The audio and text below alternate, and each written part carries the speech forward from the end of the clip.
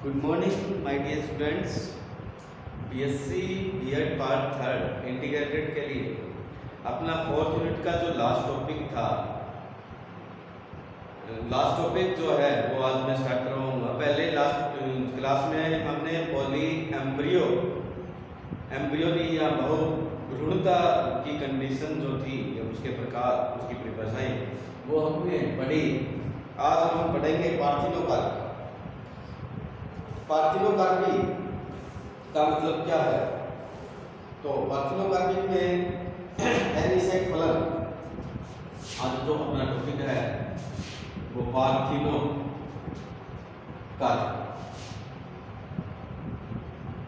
Parthenocarpy को हम ये स्टूडेंट एनिसेक फलन कहते हैं। क्या कहते हैं? एनिसेक फलन कहते हैं। देखिए, एक तो एनिसेक फलन होता है, एक एनिसेक जनन होता है, दोनों में अंतर होता है। उसको पार्थिनोजेनेसिस कहते हैं। उस कंडीशन को क्या कहते हैं? पार्थिनोजेनेसिस, एनिसेक जनन। अब दोनों में क्या अंतर है देखिए। सबसे पहले पार्थिनोकार्पी की बात कर लेते हैं। पार्थिनोकार्पी की, तो पार्थिनोकार्पी एनिसेक फलन का मतलब होता है कि बिना फर्टिलाइजेशन के, कोई बहुत से प्रकार पढ़ेंगे हम, बिना निषेचन के ही जब अंडाशय से क्या बन जाता हो, फल बन जाता हो, उसे पार्थिनोकार्पी या एनिसेक फलन कहते हैं। क्योंकि आपको पता है कि निषेचन के बाद में नॉर्मल फर्टिलाइजेशन जब होता है तो उसके बाद में जो अंडाशय होता है, उस अंडाशय से क्या बनता है? अंडाशय क्या बनाता है? अंडाशय जो बनाता है वो बीज की पेरिकार्प बनाता है, मतलब फ्रूट बनाता है ना। तो इसमें क्या होता है कि फर्टिलाइजेशन तो नहीं होता है, फिर भी अंडाशय ने क्या बना लिया? फ्रूट बना लिया। उसे ही हम क्या बोलेंगे? एनिसेक फलन बोलेंगे। ठीक है। तो बिना फर्टिलाइजेशन के, बिना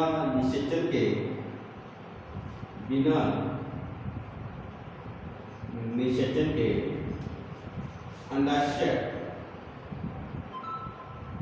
या ओवरी से, अंडाशय या ओवरी से क्या बनना? अंडाशय या ओवरी से ही डायरेक्ट क्या बनता है? फ्रूट बनना।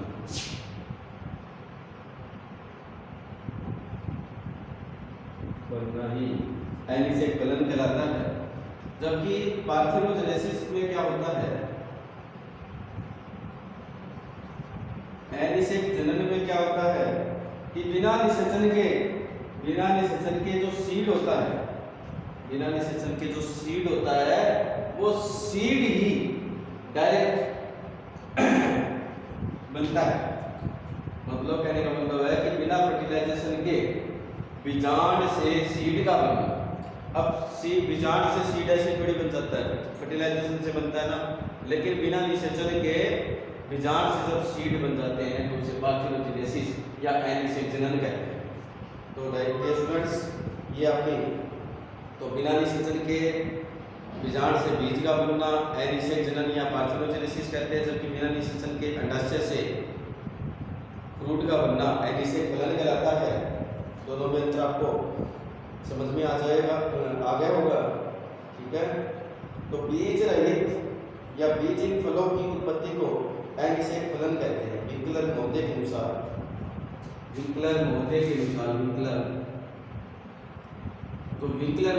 अनुसार बीज रहित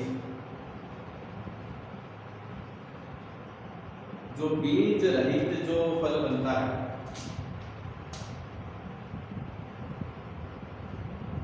विंकलर महोदय के अनुसार बीज रहित फल को ही एनिसेक फलन कहते हैं। मतलब जो फल उत्पन्न होगा अंडाशय से, उसमें बीज नहीं होंगे, तो बीज रहित फल को ही क्या कहते हैं? बीज रहित फल को ही एनिसेक फलन कहा जाता है। ठीक है। तो बीज रहित फलों को ही एनिसेक फलन कहा जाता है। अब एनिसेक फलन का हम क्लासिफिकेशन की बात करते हैं। एनिसेक फलन की क्लासिफिकेशन की, कि एनिसेक फलन कितने प्रकार का होता है। ठीक है।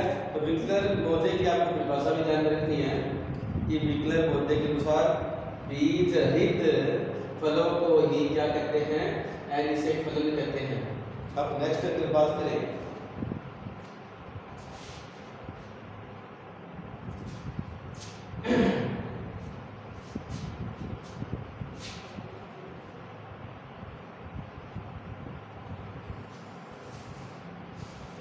देखो निस पौधे के अनुसार एनिसेक फलन निम्न प्रकार का होता है। निस के अनुसार निस जो पौधे थे उनके अनुसार निस एनिसेक फलन निम्न प्रकार का होता है निस के अनुसार। तो एनिसेक फलन की परिभाषा तो आपको समझ में आ गई होगी। एनिसेक फलन कैसे किसे कहते हैं। फर्स्ट अगर बात करें उसे कहते हैं एनवायरमेंटल पार्थिनोकार्पी या वातावरणीय एनिसेक फलन। एनवायरमेंटल पार्थिनोकार्पी में क्या होगा, एनवायरमेंटल अगर पार्थिनोकार्पी की बात करें तो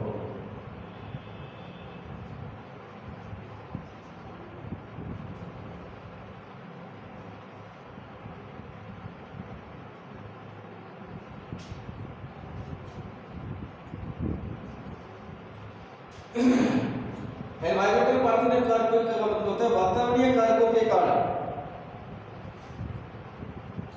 किसके कारण होती है ये,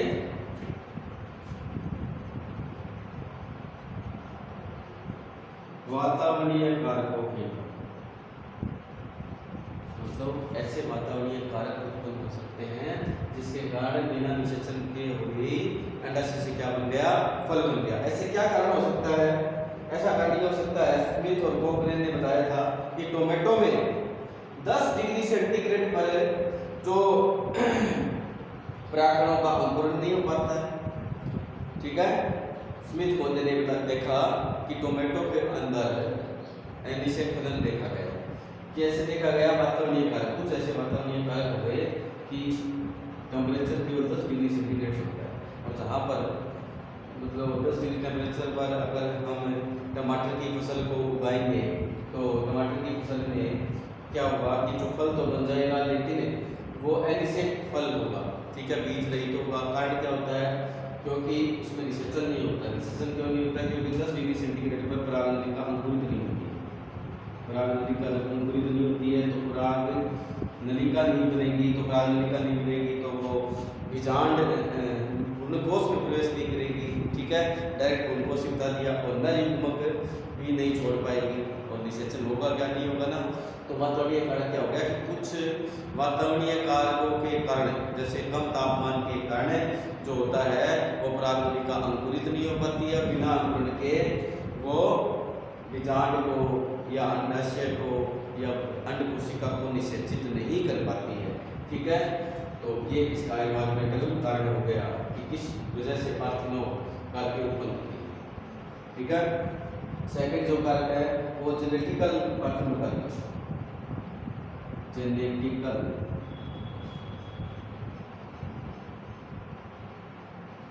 पार्थिनोकार्पी।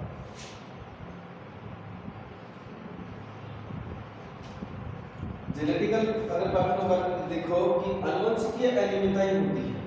कुछ जेनेटिकली अनियमितताएं हैं तो कुछ अनुवंशिकीय अनियमितताओं के कारण भी जेनेटिकल पार्थिनोकार्पी देखने को मिलती है। अब अनुवंशिक कारण क्या हो सकते हैं, जिससे सामान्य अर्धसूत्री विभाजन का न होना। ठीक है, बहुगुणिता, पॉलीप्लॉइडों का पाया जाना। ठीक है, कि मतलब गुणसूत्र होते हैं डिप्लॉइड से ट्रिप्लॉइड या टेट्राप्लॉइड्स कंडीशन में मिलते हैं। तो सामान्य प्रकार के म्यूटेशन का मतलब म्यूटेशन का होना, उत्परिवर्तन का होना, सामान्य अर्धसूत्री विभाजन का ना होना, बहुगुणिता, संकरण, ये सभी कारण होते हैं।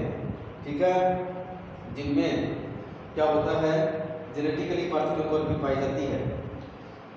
जिसमें अगर हम देखें तो ककड़ी, अंगूर, संतरा, नींबू में ये प्रकार की पार्थिनोकार्पी पाई जाती है। ठीक है, तो देखो ये प्रकार है पार्थिनोकार्पी के, ये क्या है, प्रकार है। फर्स्ट कारण क्या है, वातावरणीय कारण। फर्स्ट कारण कौन सा है, वातावरणीय कारण। दूसरा कारण क्या है, जेनेटिकल कारण। जेनेटिकल कारण में क्या हो जाएगा, आपके म्यूटेशन हो जाएगा, उत्परिवर्तन हो जाएगा। म्यूटेशन के बारे में अगर बात करें तो अबनॉर्मल मियोसिस, सामान्य अर्धसूत्री बादल का न होना, पॉलीप्लॉइडी बहुगुणिता का फायदा ना, अन्य एनवायरमेंटल फैक्टर्स होते हैं। कई बार क्या होता है कि ऑक्सीजन हार्मोन का ज़्यादा स्त्राव से भी पार्थिनोकार्पी उत्पन्न हो सकती है। ठीक है, ककड़ी में, टमाटर, नींबू में, संतरे में ये कंडीशन पाई जाती है। तीसरा है केमिकल पार्थिनोकार्पी, तो थर्ड है वो आपके आएगा केमिकल पार्थिनोकार्पी में। तो केमिकल अगर पार्थिनोकार्पी की बात करें, केमिकल पार्थिनोकार्पी का मतलब होता है रसायन के द्वारा। तो कुछ रसायन होते हैं सिंथेटिक रसायन, जैसे three indole butyric acid, three indole butyric acid, 3IB, indole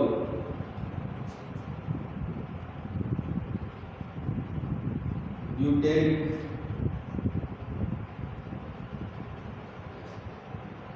तो 3-इंडोल ब्यूटेरिक एसिड है। इसके अलावा अगर बात करें 2-नैप्थोऑक्सी एसिटिक अम्ल, 2-नैप्थोऑक्सी एसिटिक एसिड,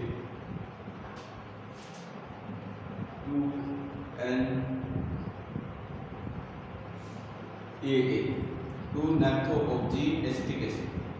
इसके अलावा अगर बात करें 2-क्लोरोफेनोऑक्सी एसिटिक एसिड,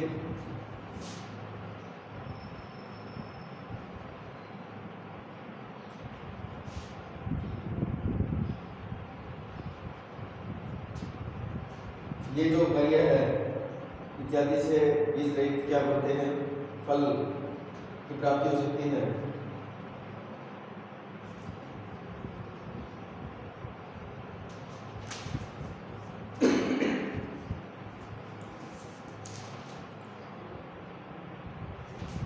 तो ये जो रसायन होते हैं इनका एसिडिक सॉल्यूशन बना लिया जाता है, और इसको जब हम ओवरी में या अंडाशय में छिड़कते हैं तो ओवरी बिना निषेचन के ही फल का क्या करती है, निर्माण करती है। तो ये रसायनों के द्वारा है। तो माय डियर स्टूडेंट्स, हम पार्थिनोकार्पी की बात कर रहे थे। एक छोटा सा टॉपिक है जो इस वीडियो में वो बनाया है। इस छोटे से टॉपिक में क्या होता है कि बिना फर्टिलाइजेशन के ही अंडाशय से फल का निर्माण होता है, जबकि बिना निषेचन के बीजांड से बीज का निर्माण होता है। ठीक है, ये कंडीशन तो हमने पढ़ी। इसके बाद में इसके प्रकार पढ़े। वातावरणीय कारक, कुछ वातावरणीय कारक होते हैं जिससे परागणिका अंकुरित नहीं हो पाती, मतलब कम टेम्परेचर के कारण जब परागणिका अंकुरित नहीं होगी तो वह बीजांड के अंदर उपस्थित जो अंडकोशिका, उस वो अंडकोशिका के साथ में क्या विसेचन हो पाएगा परागकणों का, मतलब युग्मकों का नहीं हो पाएगा ना, तो कम टेम्परेचर के कारण परागणिका अंकुरित नहीं हो पाती है। एनवायरमेंटल कारण होता है। दूसरा जो कारण होता है वो जेनेटिकल कारण होता है, और जेनेटिकल कारण में देखें तो कुछ परिवर्तन है, पॉलीप्लॉइडी है, म्यूटेशंस हैं, कुछ केमिकल्स, ये कारण क्या होते हैं, कुछ पार्थिनोकार्पी को रीजनरेट करते हैं। ठीक है, और केमिकल पार्थिनोकार्पी के मतलब कुछ रसायन होते हैं, जैसे इंडोल ब्यूटारिक एसिड की बात करें, 3-इंडोल ब्यूटारिक एसिड की बात कर लेते हैं। ठीक है, इसके अलावा अगर बात करें 2-नैप्थोऑक्सी एसिटिक एसिड की बात कर लेते हैं। ठीक है, 2-क्लोरोऑक्सी एसिटिक एसिड की बात कर सकते हैं, 2-क्लोरोफेनोऑक्सी एसिटिक एसिड। ये जो कारण होते हैं, ये कारण भी मतलब किसको इंड्यूस करते हैं, पार्थिनोकार्पी को क्या करते हैं, इंड्यूस करते हैं। ठीक है, नेक्स्ट अगर बात करें फोर्थ, इंड्यूस्ड पार्थिनोकार्पी। तो इंड्यूस्ड पार्थिनोकार्पी की बात करें, कुछ केला, अंगूर, संतरा आदि फलों में अधिकतर एबॉर्टिव बीज पाए जाते हैं।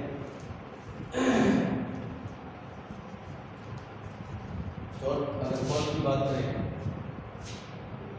इंड्यूस्ड का मतलब हम प्रेरित करते हैं, स्वयं प्रेरित करते हैं। ठीक है, तो फोर्थ में फोर्थ प्रकार की अगर पार्थेनोकार्पी की बात करें तो ये स्टूडेंट्स फोर्थ में क्या होता है, इंड्यूस्ड पार्थेनोकार्पी की बात करते हैं। इंड्यूस्ड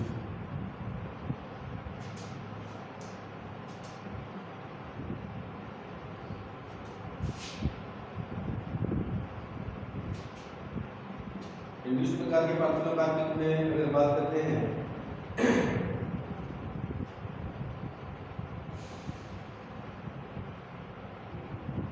तो क्या होता है, ये पाई जाती है अपने केले में, अंगूर में, संतरे में, अनानास में, ठीक है, केले में, बनानास में, बनाना में, अंगूर में, संतरे में और पाइनएप्पल्स में ये पाई जाती है। तो इनमें क्या होता है, इनमें जो फल होता है वो बीज भी होता है, ठीक है, इनमें फल में बीज नहीं पाए जाते हैं और इन फलों का बीज रहित होने के कारण हो सकता है जीन का म्यूटेशन होना, ठीक है, या हाइब्रिडाइजेशन भी हो सकता है, ठीक है। कुछ बीज युक्त जो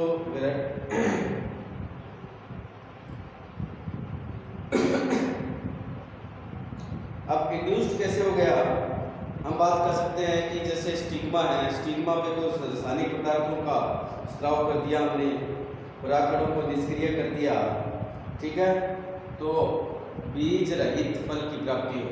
तो इंड्यूस्ड प्रकार में क्या हो जाएगा, इंड्यूस्ड का मतलब हम स्वयं करते हैं, ठीक है, तो हम स्वयं कैसे करेंगे, या तो स्टिग्मा पे हम क्या छिड़क देंगे, कुछ रसायनों का स्त्राव कर देंगे।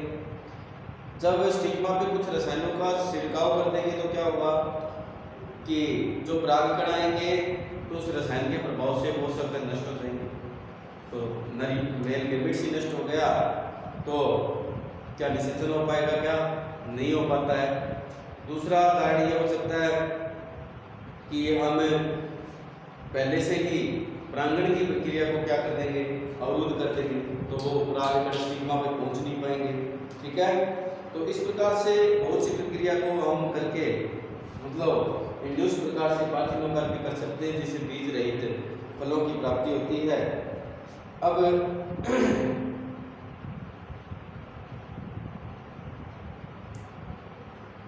बीज रहित फल और कैसे प्राप्त कर सकते हैं, अगर पराग नलिका स्टाइल के आधार तक बढ़े, ठीक है,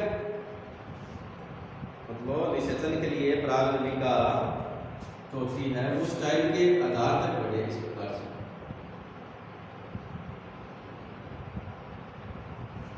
लेकिन यहाँ ना पहुंचे अंडाशय में, तो वो भी बीज रहित फल प्राप्त हो सकते हैं। दूसरा है पराग नलिका में कुछ रसायनों का स्त्राव होता है, पराग नलिका में कुछ रसायनों का स्त्राव होता है जो अंडाशय में विस्तृत हो जाते हैं और फल परिवर्तन को प्रेरित करते हैं। पराग नलिका में कुछ रसायनों का क्या होता है, स्त्राव होता है जो अंडाशय में विस्तृत हो जाते हैं और जो बीज रहित फलों को उत्पन्न करते हैं। तो मेरे डियर स्टूडेंट्स कि पार्थेनोकार्पी को इंड्यूस्ड भी कर सकते हैं, मतलब कहने का मतलब ये है कि पराग नलिका को हमने स्टाइल तक पहुंचा दिया और इस पराग नलिका में हमने कुछ रसायनों को इंड्यूस्ड करवा दिया, वो रसायन क्या करेंगे, पार्थेनोकार्पी को या बीज रहित फल को क्या करेंगे, जनरेट करेंगे। नेक्स्ट थर्ड नंबर अगर बात करें कि परागकणों से स्टिग्मा को परागित कर, परागकणों से स्टिग्मा को हम क्या करते हैं, परागित करते हैं। तो परागकणों से जब स्टिग्मा को परागित करते हैं तो बीज रहित फल प्राप्त कर सकते हैं। तो ये बहुत से कारण हैं जो इंड्यूस्ड पार्थेनोकार्पी को क्या करते हैं, ये स्टूडेंट्स उत्पन्न करते हैं। अब नेक्स्ट टॉपिक है, मतलब नेक्स्ट एनिसेफलन का महत्व क्या है। महत्व, इसका आर्थिक महत्व ये है कि कृषि क्षेत्र में फल में एनिसेक्युलन का बहुत महत्व है। बीज रहित फल होते हैं वो से हम कुछ उपयोगी फल जैसे केला पपीता आदि में प्राकृतिक, ध्यान में रखना केला और पपीता एक ऐसा फ्रूट होता है जिसमें प्राकृतिक रूप से सीडलेस होता है। ठीक है क्या? केले भी दो प्रकार के होते हैं, क्या वो पपीते, एक में तो सीड होता है और एक में सीडलेस होता है। तो केला एक ऐसा फ्रूट है और अंगूर जो कि प्राकृतिक रूप से सीडलेस होता है। तो ये आपकी पार्थेनोकार्पिक थी। पार्थेनोकार्पिक यहाँ पे कंप्लीट होती है स्टूडेंट्स। 4th यूनिट में लास्ट टॉपिक था। नेक्स्ट जो आपकी 5th यूनिट है और 5th यूनिट के बारे में हम करेंगे। ठीक है, तो पार्थेनोकार्पिक को मैं एक बार बता देता हूँ। बिना निषेचन के अंडाशय से फल का और बीजांड से बीज का निर्माण पार्थेनोकार्पिक है, जो कि 4 प्रकार की है। वातावरण के कारकों के कारण, जो कि परागनलिका अंकुरित नहीं हो पाती और बिना निषेचन के अंडाशय से फल नहीं बन पाता। और दूसरा जो कारण होता है वो आपके जेनेटिकल कारण है, विभिन्न प्रकार के उत्परिवर्तनों से, पॉलीप्लॉइडी से, मतलब बहुगुणिता से, उत्परिवर्तनों से, या सामान्य प्रकार के अर्थसूत्री विभाजन नहीं होने से भी ये मतलब उत्पन्न होती है। और केमिकल अगर पार्थेनोकार्पिक की बात करें तो विभिन्न प्रकार के रसायनों के छिड़काव से पार्थेनोकार्पिक का क्या होता है, उद्भव होता है। और इंड्यूस्ड का मतलब विभिन्न प्रकार के जो इंड्यूस्ड पदार्थ होते हैं, कुछ केमिकल्स होते हैं, ठीक है, जिनको हम स्टिग्मा के ऊपर छिड़क करके पार्थेनोकार्पिक को उत्पन्न कर सकते हैं। ठीक है स्टूडेंट्स, आपकी 4th यूनिट में ये कंप्लीट होता है। नेक्स्ट मैं आपको सिलेबस में देख के बता रहा हूँ नेक्स्ट टॉपिक क्या रहेगा अपना। अभी मैं सिलेबस में देख रहा हूँ और तो सिलेबस में फिर मैं स्टार्ट करूँगा। अगर छोटा टॉपिक है तो आज की क्लास में कंप्लीट करते हैं, नहीं तो नेक्स्ट क्लास में करेंगे। तो आपके टॉपिक में जो 4th यूनिट के अंदर पार्थेनोकार्पिक भी कंप्लीट हो गई। ठीक है, अब नेक्स्ट बात करते हैं हम एंडोस्पर्म की। 5th यूनिट में या एम्ब्रियो की बात कर लेते हैं, एम्ब्रियो डेवलपमेंट की, डाइकोट्स और मोनोकोट्स में एम्ब्रियो डेवलपमेंट की।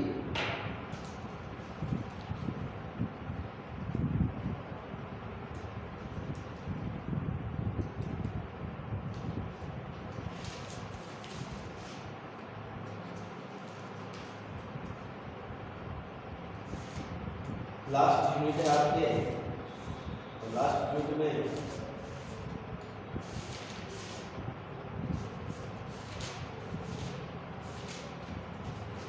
मैं यहाँ पे देख लेता हूँ इस बुक में, अगर ये टॉपिक होगा तो ठीक है।